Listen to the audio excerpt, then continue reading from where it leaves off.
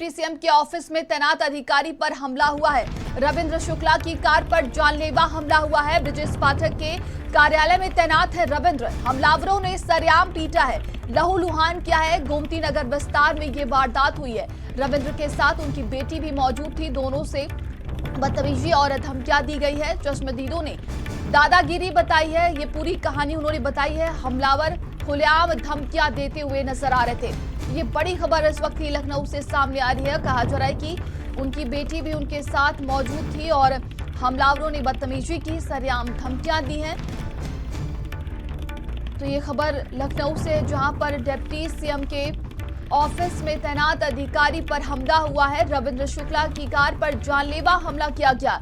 ब्रजेश पाठक के कार्यालय में तैनात है रविंद्र शुक्ला और हमलावरों ने सरेआम पीटा है, लहूलुहान किया है।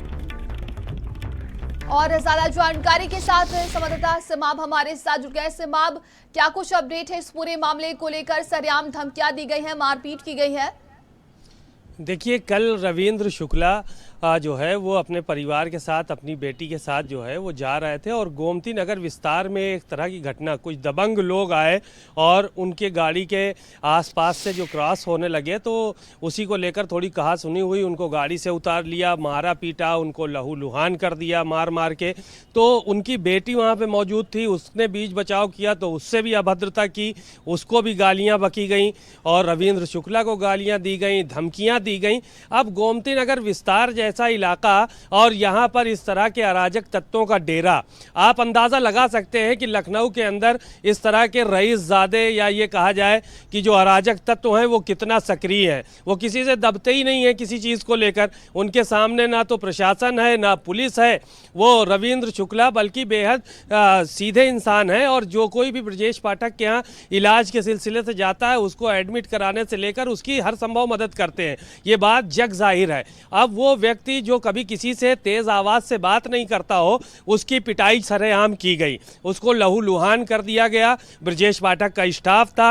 अब पुलिस खोजबीन कर रही थी कौन लोगों ने मारा, कौन लोगों ने नहीं मारा। लेकिन राजधानी के अंदर जो दबंगई है वो चरम पे है और लोग किसी से डर नहीं रहे, दब नहीं रहे और प्रशासन को इस पर सख्त सख्त सजा देनी चाहिए और कड़ी कार्रवाई करनी चाहिए ताकि ये नज़ीर बने कि किसी भी शरीफ इंसान या राहगीर के साथ इस तरह की हरकतें ना हो और लोग अपने घरों तक सुरक्षित पहुंचे। क्योंकि ये पूरा इलाका गोमती नगर विस्तार का है, पॉश एरिया है, तो जाहिर है कि रईसजादों का गुजर वहां पर होता है और ऐसे ही लोगों ने जो है वो मारपीट की है। और प्रशासन की तरफ से क्या कुछ कहा गया, क्या अभी तक कार्रवाई हुई है?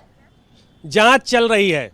बताया जा रहा है कि इस पूरे मामले में खोजबीन, सीसीटीवी फुटेज ये निकाले जा रहे हैं और जांच चल रही है और जो लोग भी पकड़ में आएंगे उन पर सख्त से सख्त कार्रवाई की जाएगी।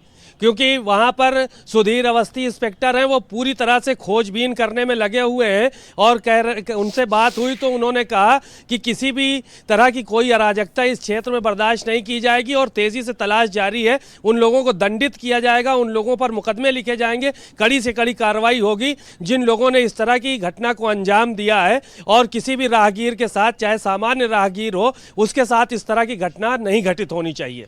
जी बिल्कुल।